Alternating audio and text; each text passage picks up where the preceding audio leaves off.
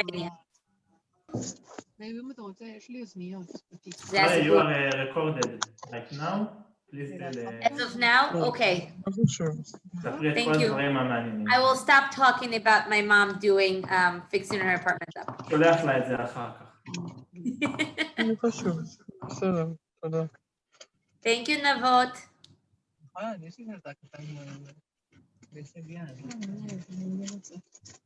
Navot, did you finish up in your room?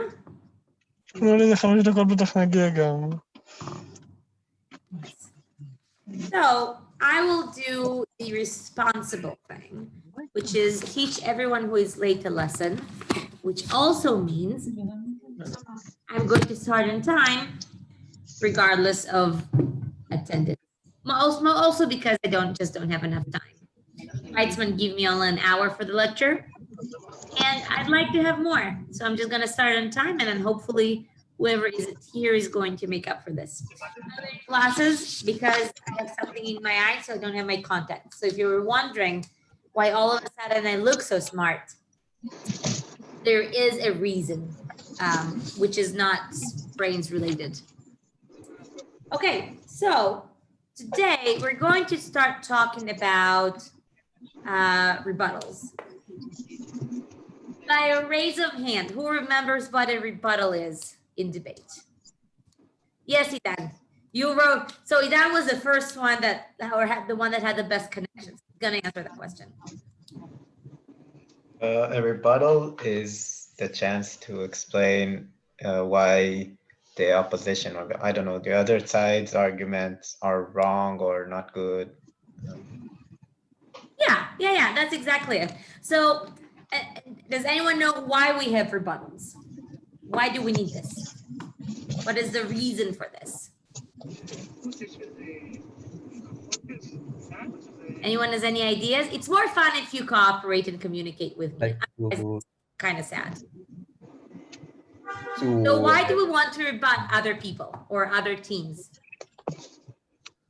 We want to weaken their points and strengthen our points. That is exactly right. Thank you, Ilya. And there's also a second reason. And the second reason is most important in my opinion. The reason we have rebuttals is because it's fun. Because you have an opportunity to not just be right, but to prove the other side wrong. And that's a lot of fun. Trust me from experience. It is great fun. So if you don't have fun when you rebuttal all the other people, I think you're doing debate wrong, which I'm gonna take my sweater off. So that's what we're gonna talk about. What are the ways to rebut other people? Now, a small clause for this section. There are many ways to rebut arguments, many different ways. I'm just going to give you some ideas so that you would understand two things. One, how you can apply some of the arguments, and two, what constitutes a good argument. Every good person, when they construct an argument, try to find faults in their own logic. So today's session is helpful both for trying to rebut other people and to have fun at their expense. This is the first reason. And the second reason is because it allows you to construct better arguments for yourself and for your teammate. With every good debate partnership, one of the partners, one of the speakers, thinks of the other arguments while the other one rebuts them as they speak, so that their arguments become stronger and less prone to criticism during the debate. So that is the purpose of today's session. Basically, it's a class in critical. Cool? Yes, critical thinking. Here we go. I'm going to share I'm very proud of my presentations. I don't know if you can tell, but I'm very pleased with my presentations. They're colorful. They have pictures. And they're nice, and they're pink, which is like the thing that makes best presentations. This is how you spell rebuttal. Every year, everyone spells it as rebattle, and then it's like to redo a battle, which is not the word in English. It's a rebuttal. It comes from it has a similar origin as to rebuke. Basically, this is the word. This affects nothing because you don't write your speeches, but just for general knowledge, that's the word. So So it's a rebuttal. So why do we have a rebuttal? So just to give you a very general sense, is that debate basically is a comparative game, right? It's a competitive game, but only in as so far as it is comparative to other teams. You don't win because you have a great argument. You win because you have a better argument than other teams. I will also say that some debates you're going to win not because you had a great speech, but because other teams were worse than you. And I can think of quite a few debates that I won this way, which is not my proudest moment, but it is true nonetheless. You just have to be better than the other teams. Therefore, explaining why the other teams are wrong is a very good strategy to have generally. So how do we make a rebuttal? So first of all, you have to listen to the other team's arguments. More often than not, debaters try to just have a rebuttal because they're preaching and the other team cannot possibly be right. But the truth of the matter is that unless you listen to their arguments and understand the core logic of their statement and case, you're not going to be able to rebut them coherently. Second of all, when you make a rebuttal, you have to be very specific about the things you are responding to.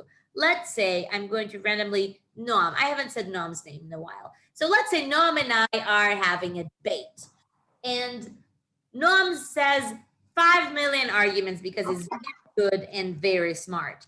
And I say, Noam is wrong because he doesn't know what he's speaking about. Now, of course, on a very technical level, I am right because I did a rebuttal, right? Noam said something and I said that he is wrong. However, it's not very effective. And the best way to explain that something is wrong is by explaining what it is that I'm specifically referring to. So I can say, Noam told us that the color pink is a terrible color because it's close to the color red, and that makes pink an annoying color, right? So I named the argument that Noam has just made. And then I'm going to explain why Noam's argument is wrong, which is my third point in this slide. I have to explain why their argument is insignificant. And I can say, listen, just because a color is close or similar to a different color does not mean that they have the same characteristics, especially the annoying characteristics. So just because pink is close to red does not make pink as an annoying color as red. And that is regardless of the fact that I don't think red is an annoying color at all. Sorry, Noam, you might actually like pink. I'm very sorry. I had your picture on my screen, so I use your name. Right? So you have to say what the argument is, you have to explain why it's wrong. So after listening very carefully, this is just a general idea of how you want to approach a rebuttal. And now we're going to go over 6 types of rebuttals that we can have. There are many more. I'm going to say there are many more, but if you have these down and you criticize your own arguments that you're going to make through these 6 ideas and 6 principles, your arguments are going to be better. And these are very good starting points to start thinking why the other side might be wrong. All right. So the first point that I'm going to talk about is the thing that often happens in debate. And that is that an argument may be off clash. See, there is an off and there's a clash of animals. This is fun. It's a play on words. No, just me. Okay, cool. Okay, so off clash means that the argument isn't proving a burden of proof in the debate. Sometimes debaters, just people generally, make a very interesting argument that has nothing to do with the debate at hand. For example, I'm going to give you a specific example. Let's say we were talking about the debate, this house would give out bonuses to teachers according to their students' grades. Cool? I think this is a fairly straightforward debate.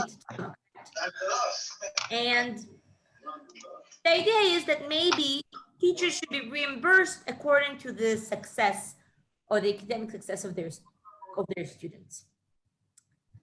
Often, debaters in this debate would make an interesting argument. They would say from side government proposition, which is prop in this slide, would say teachers who get more money are going to be more motivated to help their students. Okay, I'm going to stop sharing. Hopefully you can finish reading the slide.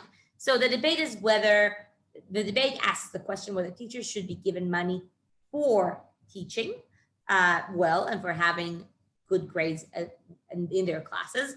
And the government says we should give them more money because teachers who get paid care more and therefore teach better. What is wrong with this argument? Can anyone explain? Yes. It's This a great argument.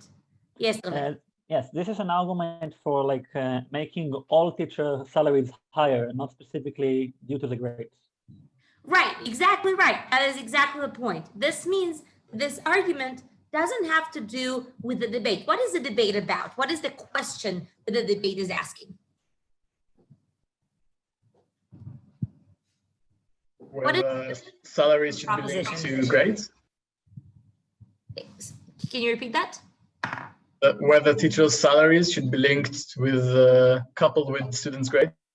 Right, right. So you have to talk about whether the salary has to depend on the grades of the students, not whether money is necessarily a motivator. That's a little bit given in this debate. This means that if I were opposition, I would say government says that money motivates teachers. However, this is off clash because the burden of this debate is to link the salary to the grades and not to explain the power of money to motivate people. Does this make sense? Right? So the first point that you can talk about when you talk about rebuttal is explaining why something is off clash or simply irrelevant to the burden of proof in the debate, right? Cool. Questions about off clash. This is the easiest one to understand. Questions about this one? I don't really see why you're saying that, you know, the debate is about whether the salaries should be linked with grades, but money being a good motivator isn't relevant. It seems very relevant to me. It seems relevant, but it doesn't help anyone win the debate.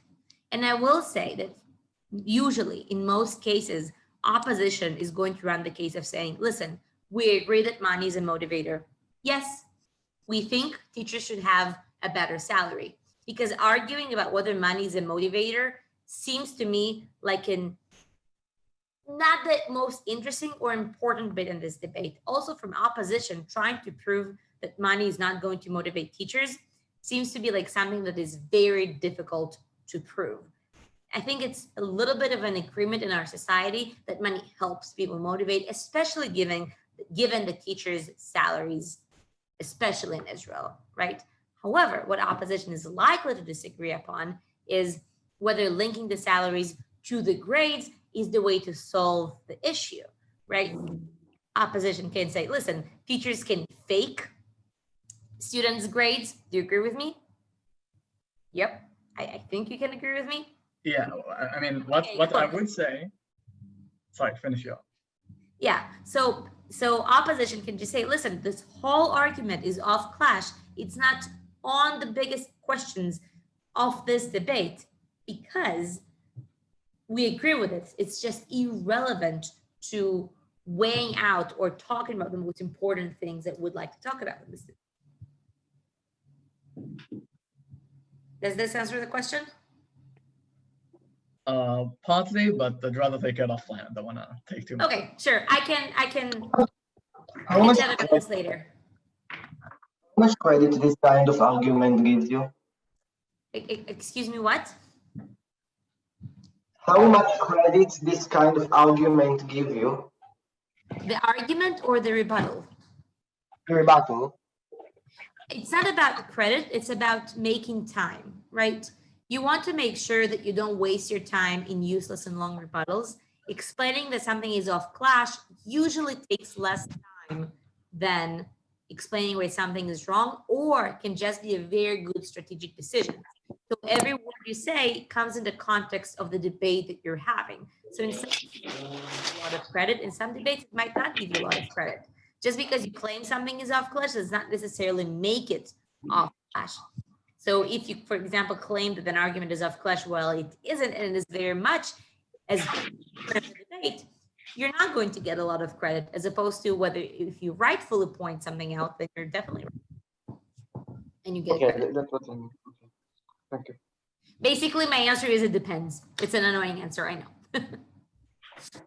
Cool. The second type of rebuttal that you can have is claim that an argument is an assertion. We talked already, I think 2 weeks ago, about how you can prove an argument, right? And part of every argument is explaining why it's right, why it's true.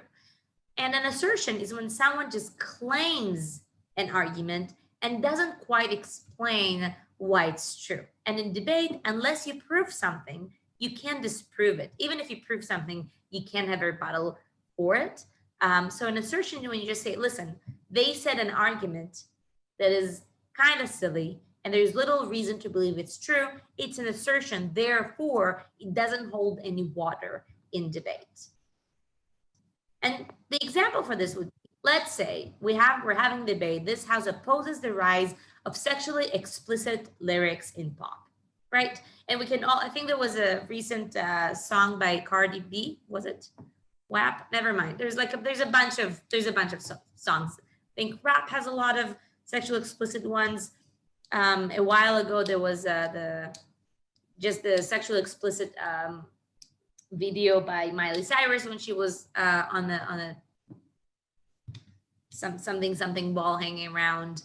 These are my pop culture references. There's probably more examples that I can't think of right now. Okay, so this house opposes the rise of sexually explicit lyrics in pop. So naturally, government has to explain why the rise of sexually explicit lyrics is probably not that great of an idea. So government can say sexually charged lyrics lead to puberty and teenage pregnancies. And then government goes on to explain why teenage pregnancies is a terrible idea. I think most of us are going to agree at this point that teenage pregnancies are not great, right? Do you guys agree with me? Just as a rule of thumb, teenage pregnancies aren't that great of a thing that happens to women. Do you agree with me? Right? Is there an agreement? Yeah, Datan isn't sure. Okay, Datan, let me tell you, it's not an idea. Okay, sure, cool.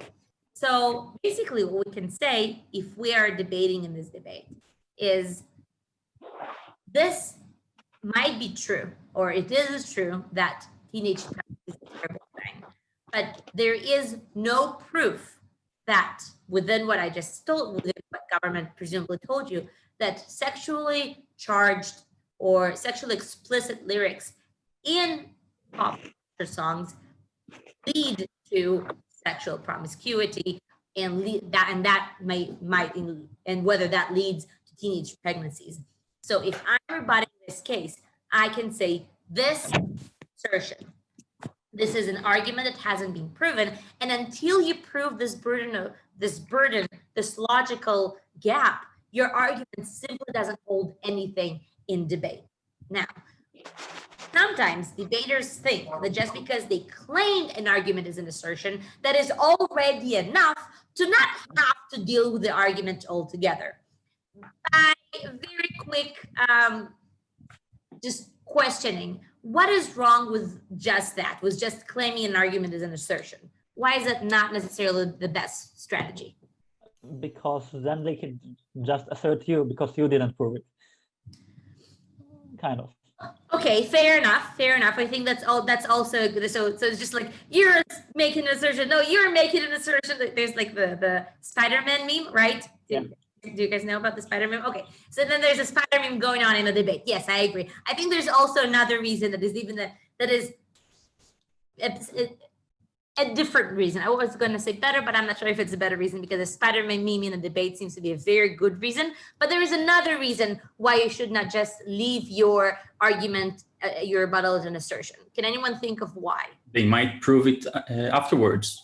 Right. After every speaker comes the other speaker, that like their partner or their second half, that are going to explain and connect sexually explicit lyrics to promiscuity. Now, granted, as Varia, I don't think this is necessarily something that can be proven within this specific example, but let's say someone would say, we think that sexually or sexual lyrics or explicit lyrics create or decrease women's value in society. And then someone comes up and says, Varia just asserted this, therefore this can't be right. And then let's say Iraq comes up and says, listen, of course we asserted this, but here's the logic behind it. If we talk about women only in a sexual way, and these are the only lyrics or most of the lyrics that teenagers are listening to, that it connects women's value in society to their sexuality. So when you hear a lot of sexually charged lyrics, you assume that this is the value of women in society, and you rank all the women, every woman that you see, you value only as far as her sexual currency goes. And that is basically objectification, right? And that means that just because someone rebutted me and just said that this is an assertion doesn't mean that this argument can be proven later on. So there's a general rule of thumb. What I would suggest is if you see an argument as an assertion, you should say, A, this is an assertion, B, why it can't be true, right? Have a parallel explanation of why the claim or the statement cannot connect to the conclusion, right? There's like a logical link why the logical link can't necessarily happen, okay? So an assertion is a very good thing to listen to and to notice when the other side makes an assertion or where your partner makes an assertion, but then you should always fill in the gaps in favor of your case. Okay, cool. Questions about assertions? Just making sure, technically all arguments in debate are assertions, right? Because it's not like we bring research and facts, actual facts into discussion. So it's all more subjective. You know, you didn't articulate this strong enough, or you didn't bring enough arguments to.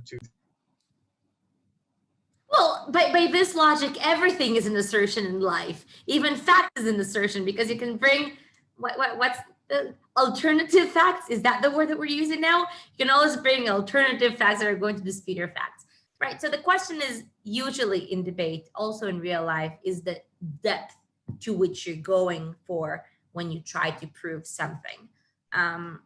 And the question is, how many links do you have to make between the claim, between the statement, and between the conclusion, right? So for example, between the claim, today is a rainy day, I'm likely to get wet, you probably need just one sentence in the middle. If I go outside, I'm likely to get wet. Probably people aren't going to say, no, this is an assertion. You will, and it's kind of silly, right? But the bigger your claim, or the bigger the logical gap, and the more pieces of logic do you need to fit in there, right? And some things sound more plausible or are easier to prove than others. So there's two things that you need to take out of this just general remark that I'm making. One, when you choose arguments that are easy to prove, right? Don't make an argument, oh, sexual explicit lyrics create teenage pregnancies. That's like a big gap to breach. But you can say sexual explicit lyrics create a negative discourse in society, and then explain what this negative discourse is. That's like an easier thing to prove. It's a smaller logical gap, right? And then, of course, all of these, each of these points can be disputed. The question is, how easy are they to dispute, and whether the other side is likely to A, attempt, and B, succeed in disputing these arguments. So these are the two questions that you'd like to generally point to. Cool? Yeah. All right. Next point. I need to find the share screen. All right. So the third thing that we can talk about, whoops, there you go, is the idea of doing something according to the logic. And this is also a play on words. Look, there's then chords on the guitar, and then there's a logic. So it's a play on words again. Okay, Dror, I know that you are judging me right now. I don't appreciate your lack of support.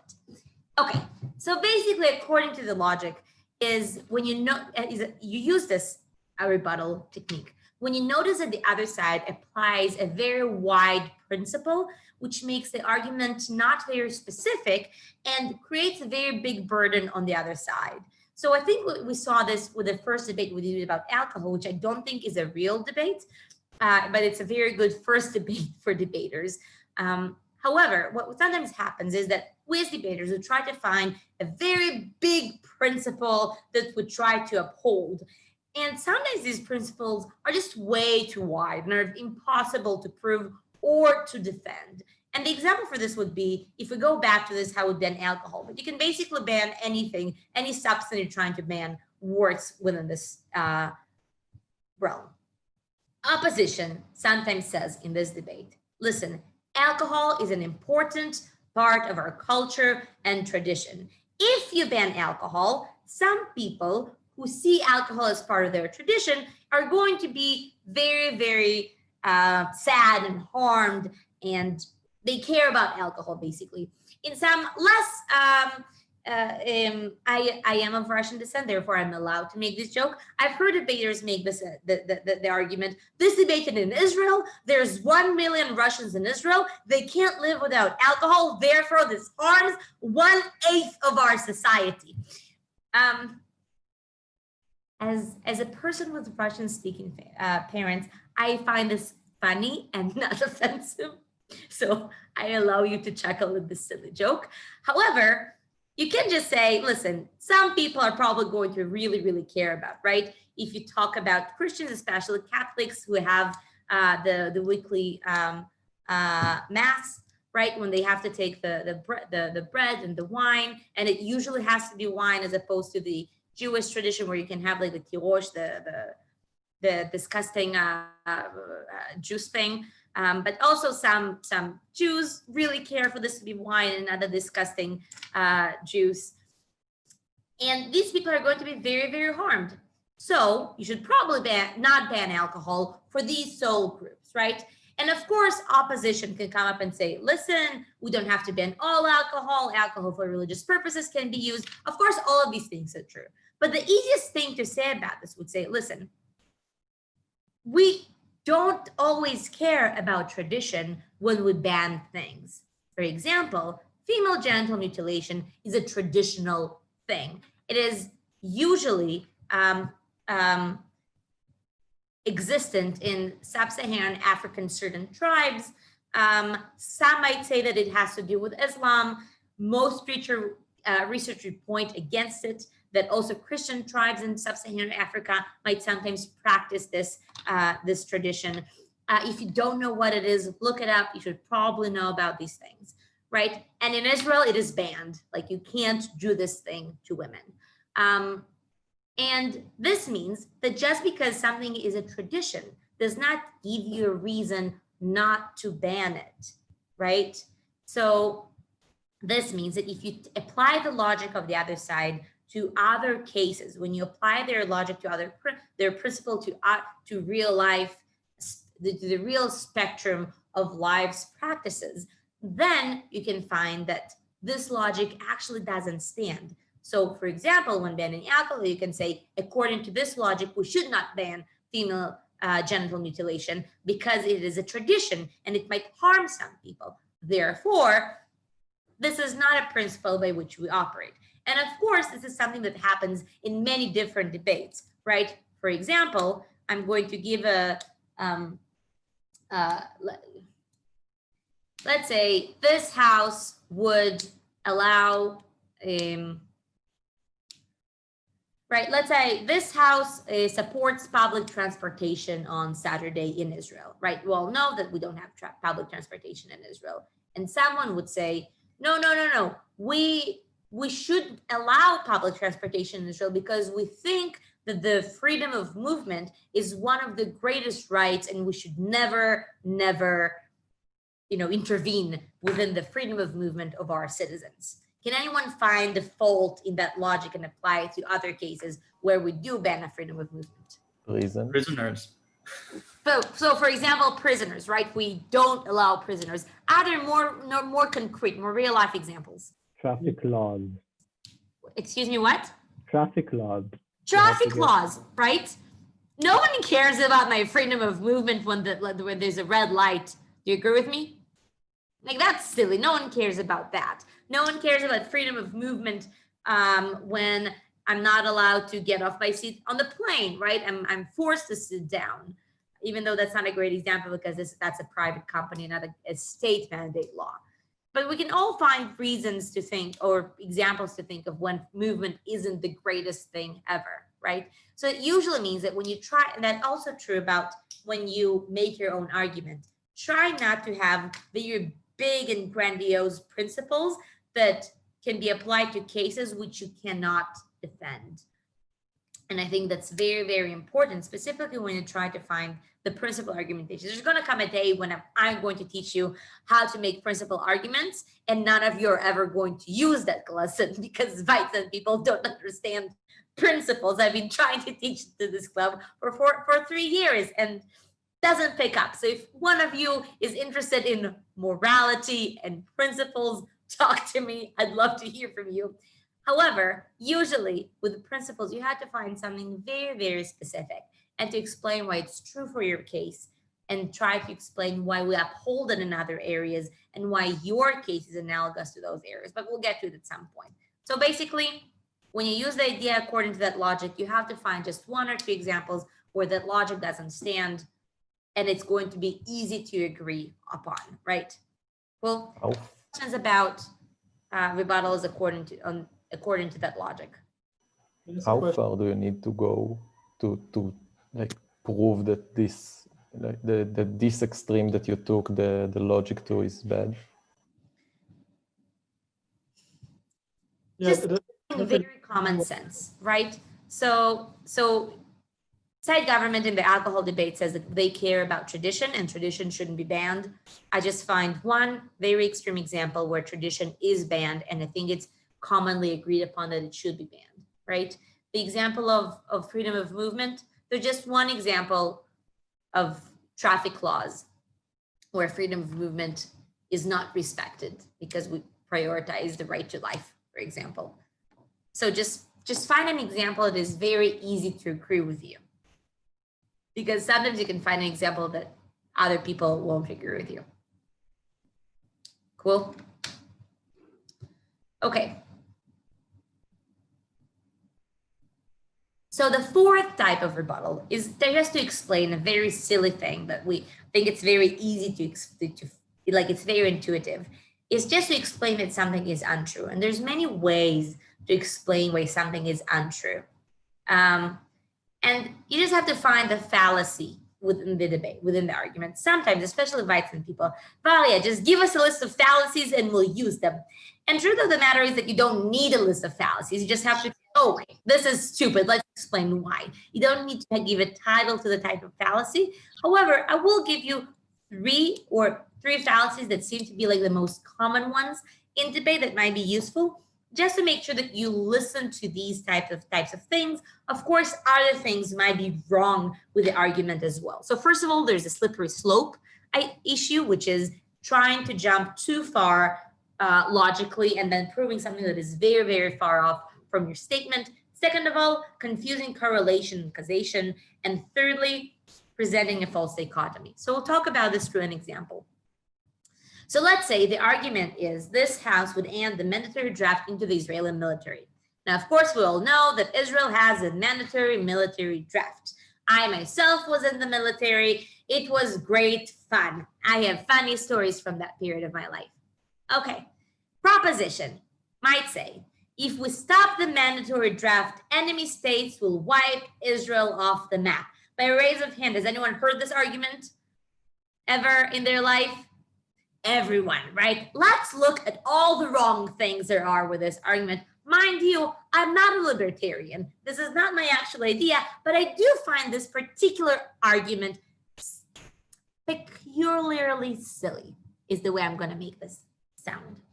Okay, so if I were going to attack this argument from the slippery slope idea, I can say, listen, no mandatory draft, wiping Israel off the map is a very far-reaching claim. Just because you don't have mandatorily drafted soldiers does not mean we have the end of the state, right? There's a lot of tiny logical steps that need to be made in order for this to be true.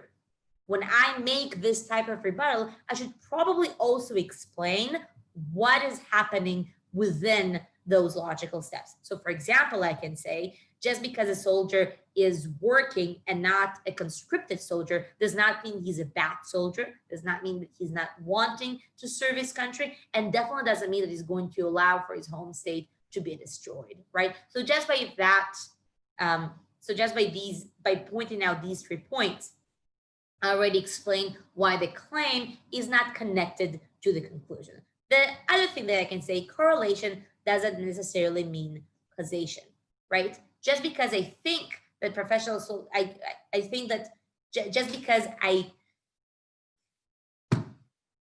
okay, I had the blackout, right? So I can sometimes, the side is confusing correlation and causation. So just because I think that professional soldiers seem to not be interested in serving because they're being paid money does not necessarily mean that they're worse than the conscripted ones. Implied within this argument is the idea that conscripted soldiers have more, or soldiers who are serving the state without getting professionally paid tend to be more motivated and more patriotic compared to the soldiers who tend to be paid, right? And then what I'm making, just because someone is being paid money does not necessarily make him better, just because you can apply it to other cases in the world. So, and thirdly, the idea of false dichotomy, right? This argument basically says there's 2 problems, the two things, right? First of all, we either have a mandatory draft into the military, or we have the destruction of Israel, right? And these are 2 very dichotomous situations, whereas in reality, there's a whole spectrum of existence for the state, right? You can have a slightly less strong military and a slightly less strong state that still exists. You can have a state that is more interested, for example, in making peace deals. You can probably have a state with a professional military that is going to be smaller but more efficient, right? There is a spectrum of opportunities and a spectrum of possibilities between those two conditions, right? It's not just either mandatory draft or the annihilation of Israel, but rather there are many different steps in between that might happen. But this argument presents a false dichotomy, a sense that you have a choice of either or, and that's not really the reality of things. Okay, so these are just 3 examples of how we can explain that an argument is wrong within of itself, even if it's proven. Or slippery slope basically means that it's not necessarily a proven argument. But this is how you can approach the idea and explain why the argument is wrong, right? I will repeat, it's not enough just to claim this is a false dichotomy or a slippery slope. You have to explain why this is the case. Cool? What's the difference between the slippery slope and just claiming something as an unproven assertion? So when you talk about a slippery slope, usually it means that you finish with a grand finale. I will give my own slippery slope when I was, my first debate ever. This is my best debate story. This was the first debate I ever debated, was in early 2013. I was young, I was skinny, that's the truth, and I didn't understand how debate works. And I was given a very similar debate. I was given the motion, this House would stop the mandatory draft of women into the military. Now, of course, I had to explain why women still had to be drafted into the military. And I started with a grand accusation. I said, listen, if only men are drafted into the military, that means that they are going to have to serve for longer. This means that they're going to have more meaningful and more traumatic experiences in the military. This means that when they leave the military, they're going to meet women with whom they're going to couple with. And that means that they're going to have less points of common interest between them. That means that women are not going to be able to understand the men. That means that they're going to have less stable relationships. That means that you have the breakage of the family unit. That means that you have orphan children. This means that you have no longer the state of Israel because you don't have a family structure to support it. Now, so many ways to explain why this is a silly argument. Do you agree with me? But I did explain, right? I had like 5 or 7 points of explanation between women that drafted the military until the annihilation of the state of Israel. Do you agree with me?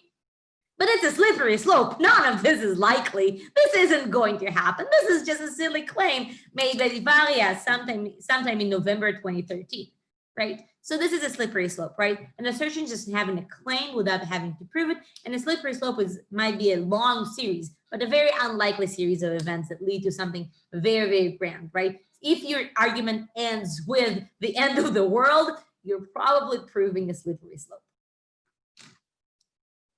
But basically, it doesn't really matter because you don't have to say slippery slope in debate. You don't have to say assertion. You just have to say they didn't explain and explain why, and that's it. Cool? All right. The fourth way by which you can rebut arguments is saying about something, so what? Sometimes debaters say arguments, but the thing is that you might agree with the whole thing and it might even help their case, but you just don't care about it. There's a sassy lady on the screen to prove my point. And here's what. I'll give you an example. Let's say that the debate is this house would ban arranged marriages. Arranged marriages are great fun, if you didn't know. I've met a couple of people for whom this was their reality. It was very interesting. So let's say proposition might say, listen, arranged marriages, this is opposite argument, I'm sorry. So opposite, listen, we don't need to ban arranged marriages. Listen, because dating is very, very hard and time consuming. Going on all these dates, meeting all these men and women, it's very emotionally draining. It's a terrible process. And arranged marriages really help with not forcing you to go through all of this process. You just, bam, you meet the person and you get married. No terrible dating stuff. If anyone here has been on a terrible date, they might somewhat sympathize with the sentiment. I have some funny stories as well. So given that this is what opposition is saying, you can say, you know what? Yeah, you might be right. Maybe going on dates is not the greatest thing in the world. But basically, the journey can be fun, and it might also be useful experiences. Just because something doesn't feel pleasurable necessarily does not mean that it's bad, and definitely not a reason to continue having arranged marriages, especially if you prove that this is not a very good practice, right? So some arguments might be true.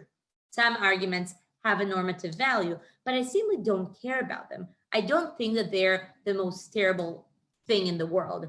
An easy example for this would be the 5G argument, right? What do people that are against the 5G networks usually say? Anyone knows? Guys know about the 5G conspiracies. I said that it causes corona, but you said no conspiracy. Oh, well, no, the corona is the stupid argument. No. There's like one semi-legit argument with the 5G conspiracy theorists, which is not Cancer, mind control. Excuse me, what? More antennas. Cancer or mind control? Okay, again, I understand that all of you are very smart people and you disregard arguments and you like to make fun of people who disagree with you. And I do the same, but there is one reasonable argument that you should have the right that you should have the right to choose if you want to be exposed to this wavelength or not. So basically what they're saying is, so it's not necessarily about the right to choose. The argument basically says there's a change of length and it might have, when we don't know how it's going to affect people on a large scale. And I feel like that's an argument that we can make. It's a similar argument to against the, I read it recently, a very long coronavirus vaccine Facebook thing. It was painful. But the argument is essentially the same. This is a vaccine that we just made. We don't know how it affects people, especially in large numbers. I don't think that you should force this onto people. And what most people say, especially people who come from science, they say, you know what? You might be right. This wavelength seems to be different to the other wavelengths. I'm not a scientist, I don't know what this means, but it seems to be different. And also this, this vaccine seems to be different, and it might affect differently. But let's compare this to thousands of people dying, right? In the case of the vaccine. So it might not be the best thing ever, and we're not entirely sure, but the comparative seems like I don't really care about this, right? So basically this means that some things we just don't care. Like this wavelength doesn't seem to affect people. Yes, it's different. Yes, we don't know how it affects, but most likely not in a terrible way, and we don't really care about it, which is true for most of the people sitting in this room, if not all, right? So some arguments don't really require you to explain that they're wrong. We just say, we just don't care about this. It doesn't affect our case. Cool? Yeah. Gonna have a screen share. Have to go through a process. Okay. So the other way, this doesn't have a number. I think we're number 5 at this moment. The other thing that we can say is that other things, this is the 6th, other things seem to be more important. And in debate, we use the word weighing when you compare a couple of arguments and you explain why one argument is more important than the other. So you can say everything you're saying is true. Everything you're saying is true. However, my stuff is more important. So let's say we were talking about gambling. This house would legalize gambling. And government, in every debate about gambling I've ever done, makes this argument. Gambling is great. It's going to bring tourism. And then there's like the normative value of tourism is of course money, and people are going to come. And if it's like an Israeli debate, they say, oh, it's going to bring tourists to Israel because it's going to be a great place to gamble, and gambling is great, right? The thing with this argument is that you can say, listen, gambling might be great, right? And it will bring tourism, right? It's a very difficult argument to refute. Do you agree with me? If you have a gambling casino, probably some people are going to come. Probably there's going to be a cash flow. Probably all the money is going to stay in the casino and then materialize itself in some sort of taxes. Is there an agreement on this? It's not an argument that I can refute. I'm as Varia, I'm not going to do it. It's just very, very silly. But what I can say, listen, I just don't think tourism is that important, because usually what sometimes happens with casinos is that you have a rise in crimes. People get addicted to gambling and this destroys families. More likely than not, you're going to also have drugs around and prostitution, which prostitution is arguably a bad thing. Drugs are definitely a bad thing. So just because you have tourism, this does not mean that this is worth it. If you notice, we're also having this exact conversation about the coronavirus, right? You can say, yes, the economy, but then people, yes, but saving lives seems more important, right? Specifically in Israel's case, it's saving lives, but political gain is more important, right? So everyone has their more important thing. And then you just have 4 elections in a year. 5th coming right up. Are you guys following? Do you know what's happening? This is fun. I get a day off work. It's great. So I'm in favor also. Listen how I apply according to this logic. The elections are a celebration of democracy. Have you guys heard the statement? According to this logic, the more elections we have, the more democracy we have, making us the greatest democracy, not only in the Middle East, but in the world. You can try to rebut my flawless logic.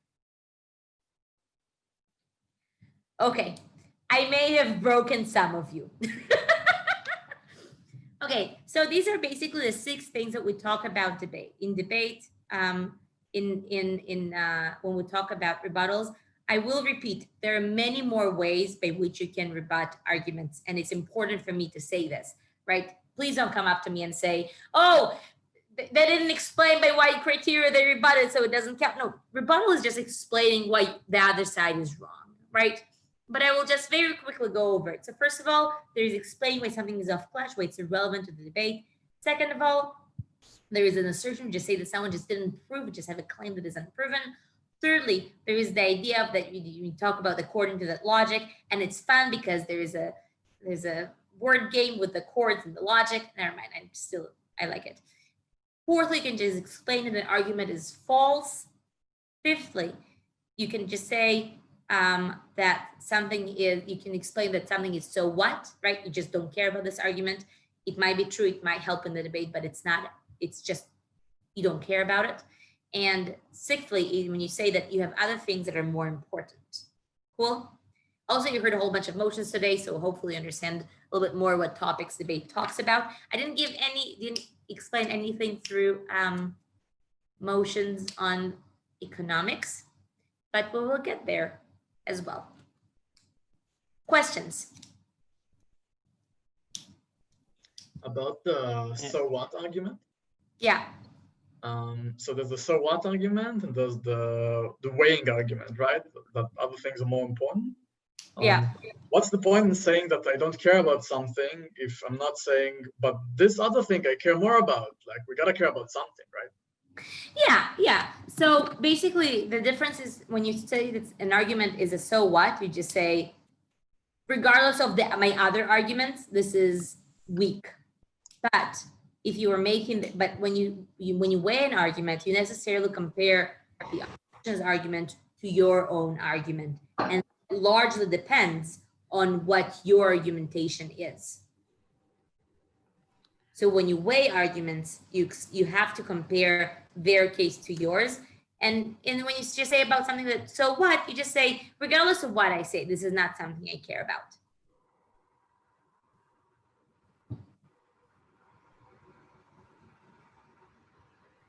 Listen, weighing out things is the best thing to do in debate. So I highly suggest that you do it regardless. So it's just a very good strategy.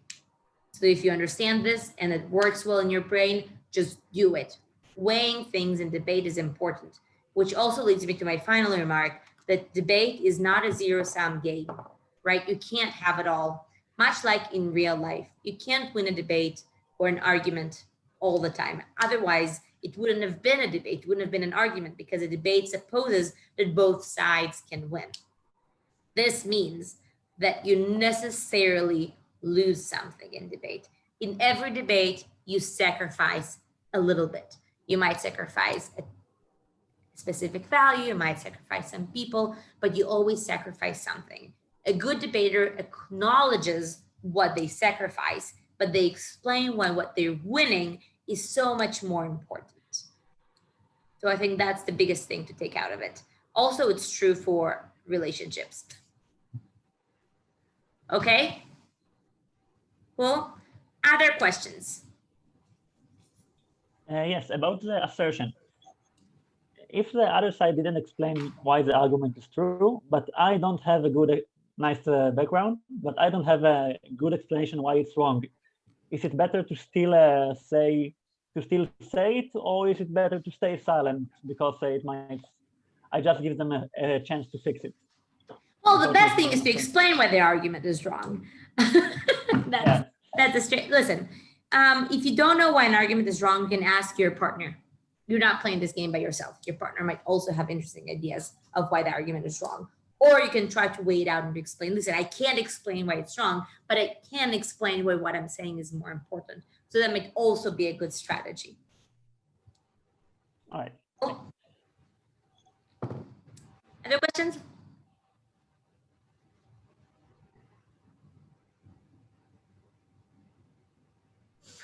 Okay, so that leaves us, I'm very good on timing today. Look, it's 5 to 7. So Michal, we're done.